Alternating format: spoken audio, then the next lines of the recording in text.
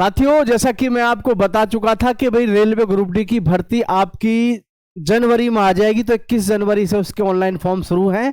और एयरफोर्स की भी मैंने आपको बताया था प्यारे साथियों, तो एयरफोर्स के भी फॉर्म आपके शुरू हो चुके हैं। अब आपकी बारी है रेलवे ग्रुप डी के बाद में आरपीएफ यानी रेलवे प्रोटेक्शन फोर्स की। तो प्यारे साथियों, इसके ऑनलाइन फॉर्म कब से शुरू होंगे, इसकी नई वैकेंसी के बारे में क्या अपडेट है, पूरी जानकारी इस वीडियो में डिटेल में ले लो। और सभी साथी चैनल को सब्सक्राइब जरूर कर लेना। देखिए, मैं आप सभी को बताना चाहूंगा कि रेलवे ग्रुप डी और आरपीएफ दोनों की वैकेंसियों के लिए आरआरबी पहले ही ये जारी कर चुका है कि भाई अब हर साल आरपीएफ की और ग्रुप डी की भर्ती आया करेगी। अब आप भले ही किसी भी गलतफहमी में रहे, कुछ बदलाव हुए हैं, उन बदलाव को हम देखेंगे जो बेहद जरूरी है। आइए ध्यान से देख लेते हैं। देखिए, रेलवे ग्रुप डी की तरफ से और आरपीएफ की तरफ से ये पहले ही नोटिस जारी हो चुका है कि जी अब जो है इनकी भर्ती लगातार हर साल हुआ करेगी। ठीक है, थोड़ा ध्यान से देखेंगे एक बार। आरपीएफ में अब एसआई व कांस्टेबल पदों के अभ्यर्थियों की शारीरिक मापदंड, एसआई व कांस्टेबल के अभ्यर्थियों की शारीरिक मापदंड और दक्षता सीएपीएफ की तर्ज पर किए जाएंगे। सीएपीएफ यानी कि जो हमारी सेंट्रल आर्म पुलिस फोर्स होती है उनकी तर्ज पर की जाएगी, है ना। देखिए आगे क्या है। रेलवे में आरपीएफ सब इंस्पेक्टर कांस्टेबल के पदों की भर्ती में अभ्यर्थियों की शारीरिक दक्षता व शारीरिक माप अब केंद्रीय सशस्त्र पुलिस बल सीएपीएफ की तर्ज पर की जाएगी। इस संबंध में रेलवे बोर्ड द्वारा नए नियम तय कर गजट नोटिस जारी कर दिया गया है। माना जा रहा है कि नई भर्ती बस आने ही वाली है ना। ये देख सकते हैं, नई आने वाली है। अच्छा, अब यहां पर आपको जो देखना है सबसे मेन चीज, इसमें बदलाव क्या क्या है उस चीज को भी देखेंगे। और अहम चीज है कि हमारी भर्ती के विषय में आपके दिमाग में लोगों ने यह बैठा दिया कि अब जी एसएससी जीडी के साथ आरपीएफ की भर्ती आया करेगी, जबकि इसका सिलेबस और एसएससी जीडी का सिलेबस अपने आप में बिल्कुल डिफरेंट है। थोड़ा सा इस विषय में भी आपको सोचने की जरूरत है, ध्यान से देखेंगे। अब यहां देखें आप, आरपीएफ सब इंस्पेक्टर के पदों के लिए आखिरी भर्ती अप्रैल 2024 में निकाली गई थी। अब यानी कि कुल 452 पदों के लिए निकाली गई। इस भर्ती की प्रक्रिया भी जारी है। यह भर्ती कोविड के बाद पहली भर्ती निकाली गई थी, इसलिए इस भर्ती में रेलवे भर्ती बोर्ड द्वारा 1 जुलाई 2024 तक 20 से 28 वर्ष उम्र तक के अभ्यर्थियों को आवेदन करने का मौका दिया गया था। वैसे सामान्य इस भर्ती के लिए 20 से 25 वर्ष आयु वर्ग के अभ्यर्थियों को ही भर्ती किया जाता है और आरक्षित वर्ग की अभ्यर्थियों को 2 से 10 वर्ष तक का अलग अलग कैटेगरी का आयु सीमा में रिलैक्सेशन मिलता है। नए विज्ञापन के आधार पर नई भर्ती। अब यहां से देखो, नए विज्ञापन के आधार पर नई भर्ती। आरपीएफ कांस्टेबल के पदों के लिए 2024 में निकली भर्ती के अभ्यर्थियों का शारीरिक दक्षता व शारीरिक मापदंड का कार्यक्रम तय किया जा चुका है। मतलब आप कुछ समझे, यानी कि अब जो है भर्ती की प्रक्रिया की जो तर्ज है वो बदल दी गई है। नई भर्ती रेलवे भर्ती बोर्ड के आने वाले विज्ञापन के आधार पर ही नई भर्ती का पूरा प्रोसेस कराया जाएगा। अब इसमें जो है सबसे अहम चीज जो है आपके सामने वो क्या है, उस चीज को आप ध्यान से देखिएगा। पहले 165 सेंटीमीटर ऊंचाई थी, अब 170 सेंटीमीटर तय कर दी गई है।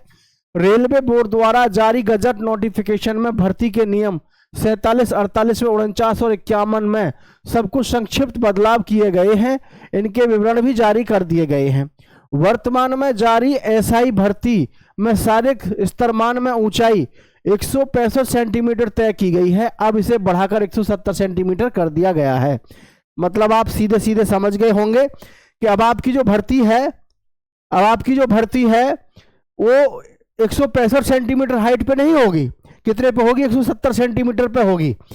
कार्यपालक काडर में बल के नामांकित सदस्य के रूप में भर्ती के लिए न्यूनतम शारीरिक स्तरमान सीएपीएफ के लिए भर्ती के शारीरिक स्तर के मान के बराबर होगा। यानी अभ्यर्थी की ऊंचाई 170 सेंटीमीटर होनी चाहिए।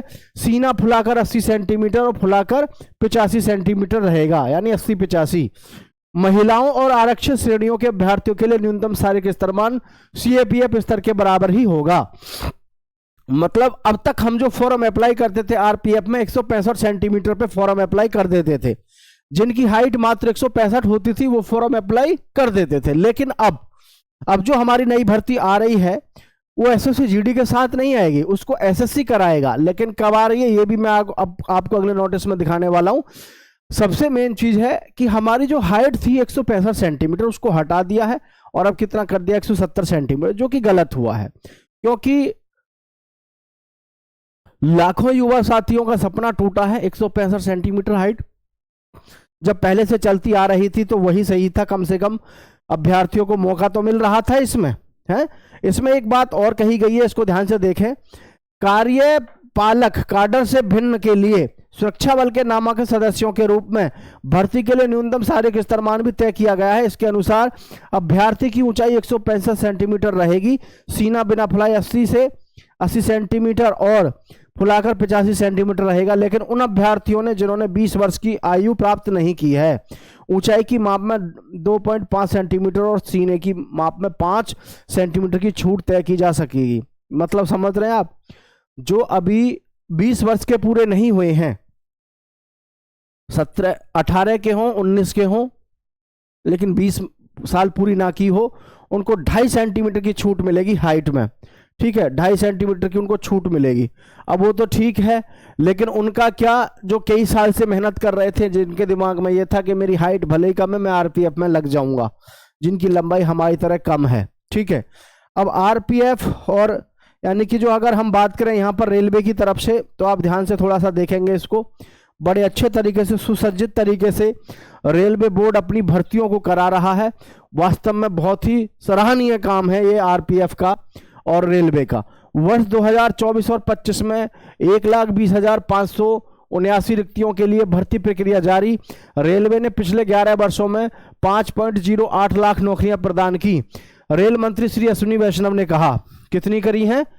5.8 लाख 11 वर्षों में। अगर 11 वर्षों में 5.8 लाख वैकेंसी इन्होंने जारी करी है तो इसको बहुत बड़ा, आप ये भी मत समझिए बहुत बड़ा उपकार है। इतने बड़े विभाग में सही से भर्ती कराई जाए तो कम से कम 11 साल में 11 लाख होनी चाहिए थी। रेलवे ने बिना पेपर लीक, बिना किसी कदाचार और परीक्षा की निश्चितता के साथ 59,678 पदों के लिए प्रथम एकल चरण कंप्यूटर आधारित परीक्षा संपन्न की है। चल रही भर्ती में technician, junior engineer, paramedical staff, RPF, SI और एएलपी जैसी सुरक्षा श्रेणियों में 23,000 अभ्यर्थी शामिल हैं। तो आप खुद समझ सकते हो, भर्तियों की प्रक्रिया तो वास्तव में अनिश्चितता से कराई है, यानी कि ठीक ठाक कराई है।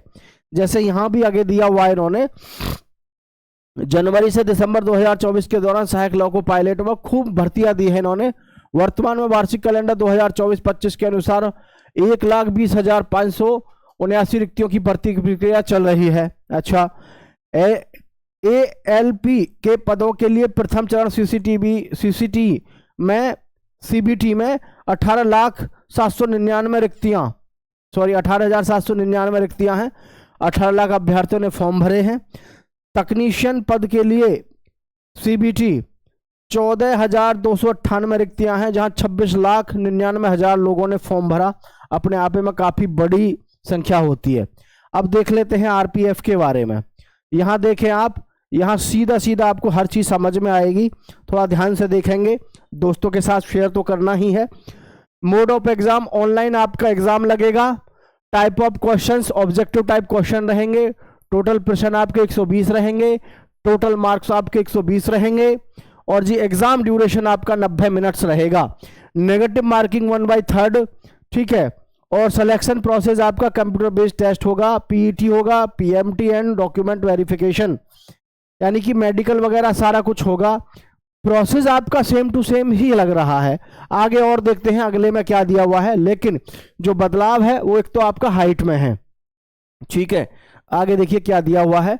अब आगे यहां देखें ध्यान से इसको, आरपीएफ के विषय में क्या इन्होंने बताया है। आरपीएफ के बारे में, बिफोर स्टार्टिंग देयर प्रिपरेशन, अपनी शुरुआत करने से पहले, अपनी तैयारी शुरू करने से पहले, candidates must check the RPF constable exam pattern. Aspirants must be aware of the number of sections, the duration of the exam and the total number of questions asked in the RPF constable exam 2025। The exam consist of 120 question and last of 90 minute. 120 प्रश्न आएंगे और 120 प्रश्न आपको कितने समय में करने हैं? ये करने हैं आपको 90 मिनट के अंदर, है ना। प्रत्येक प्रश्न 1 नंबर का होगा और आपका नेगेटिव मार्किंग होगा 1/3 का, ठीक है, प्रत्येक रॉन्ग आंसर के लिए। अब यहां पर आप देखें तो आपको यहां से समझ में आएगी सारी प्रक्रिया।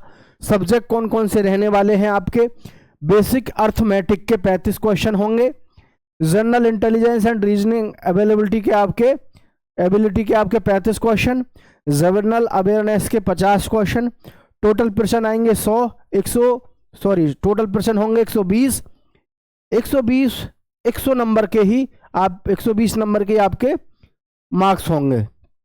अब इसमें ये ध्यान रखना, इसकी कट ऑफ जैसे अब की बार जो है गई है या हमेशा जाती है, 120 में से अगर आप लगभग 95 प्लस का स्कोर क्वेश्चन करते हो तो आप आसानी से सिलेक्शन ले जाते हो।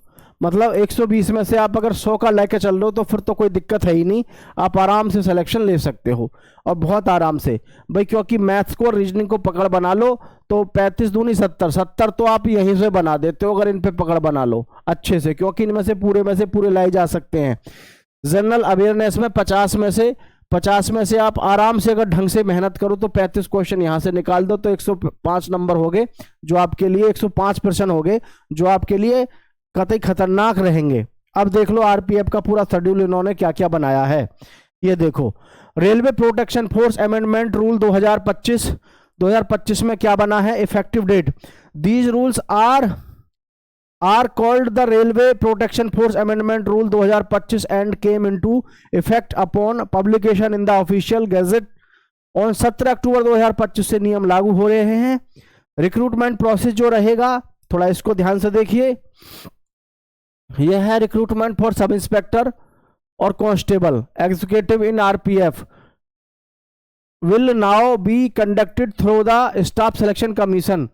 अब इसको कौन कराएगा, एसएससी कराएगा। The recruitment and medical standards will be identical to those the central arm police force. अच्छा, कांस्टेबल की हाइट कितनी कर दी, 170 सेंटीमीटर, फीमेल की 157 सेंटीमीटर, सब इंस्पेक्टर की आपको 170 सेंटीमीटर, लड़कियों की 157, सीना आपका 80 से 85, फीमेल के लिए कुछ होता नहीं है, ठीक है, तो 80-85 ही आपका क्या है, सब इंस्पेक्टर में है। एज लिमिट देखो 18 से 23 साल कर दिया, जबकि ये पहले 25 वर्ष कम से कम होती थी, समझ रहे हैं कि नहीं, 25 वर्ष होती थी, लेकिन अब 18 से 23 वर्ष सिपाही की कर दी है, और सब इंस्पेक्टर की 20 वर्ष से लेकर के 25 वर्ष कर दी है। SC ST के लिए 5 वर्ष की छूट है, ओबीसी को 3 वर्ष की है, एज पर जो भी रूल होते हैं उनके अकॉर्डिंग है, ठीक है। तो कांस्टेबल मैट्रिकुलेशन, सिपाही के लिए 10वीं पास होना जरूरी है, सब इंस्पेक्टर के लिए ग्रेजुएशन होना जरूरी है। तो इस तरीके से आपकी भर्ती प्रक्रिया को इन्होंने डिजाइन किया है। अब यहां लगातार आपके प्रश्न होंगे, सर इसके ऑनलाइन फॉर्म कब से शुरू होंगे, तो जैसे ही रेलवे ग्रुप डी के फॉर्म भरे जाते हैं, उसके 21 जनवरी से फॉर्म भरे जाने, आपको सबको पता होगा, रेलवे ग्रुप डी के 21 जनवरी से फॉर्म भरे जाने, नोटिफिकेशन जारी हो चुका है। रेलवे ग्रुप डी के फॉर्म भर के तैयार होंगे, इधर आपकी आरपीएफ की भर्ती का भी नोटिस जारी हो जाएगा एसएससी के थ्रू। और इस गलत फहमी में मत रहना कि एसएससी जीडी के साथ आपकी भर्ती आएगी, ये केवल सीएपीएफ यानी कि सेंट्रल पुलिस, जो हमारी आर्म पुलिस फोर्स है, उनके जैसे आपके इन्होंने नियम बदले, लेकिन ये नहीं कहा कि एसएससी जीडी के साथ मर्ज होकर भर्ती आएगी, बिल्कुल नहीं। एसएससी कराएगी, एसएससी करा रही है सब भर्तियों को, है कि नहीं। रेलवे के जितने भी एग्जाम चल रहे हैं सबके कौन करा रहा है, ग्रुप डी को छोड़ के सबको एसएससी करा रहा है। तो आप इस बात को लेकर के दिमाग में अगर आपके में कंफ्यूजन है कि शायद आरपीएफ की भर्ती एसएससी जीडी के साथ अगली बार आएंगी, तो आप गलत सोच रहे हैं। आरपीएफ की भर्ती एसएससी कराएगा, और उसकी भर्ती आप देखो रेलवे ग्रुप डी, आप ये चीज समझो, जो हमारा रेलवे ग्रुप डी है, आपको बता रहा हूं मैं, ध्यान से सुन लो, रेलवे ग्रुप डी है, इसकी जो नई भर्ती है वो 21 जनवरी से शुरू है, और मैं बहुत पहले ही आपको बता दिया 21 जनवरी 2026 से इसके फॉर्म शुरू हैं। इसके फॉर्म भर के शुरू होंगे, तो आप देखिएगा फरवरी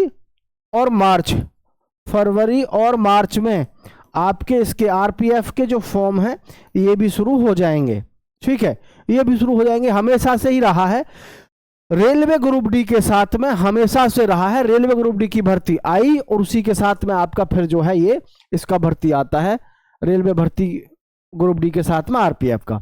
तो हाइट का देख लीजिएगा आप, लेकिन एक बार फिर भी कोशिश जारी है आपकी हाइट वही वापस 165 हो जाए। बाकी सभी दोस्तों के साथ शेयर करिएगा। आप सभी का बहुत बहुत धन्यवाद। जय हिंद साथियों।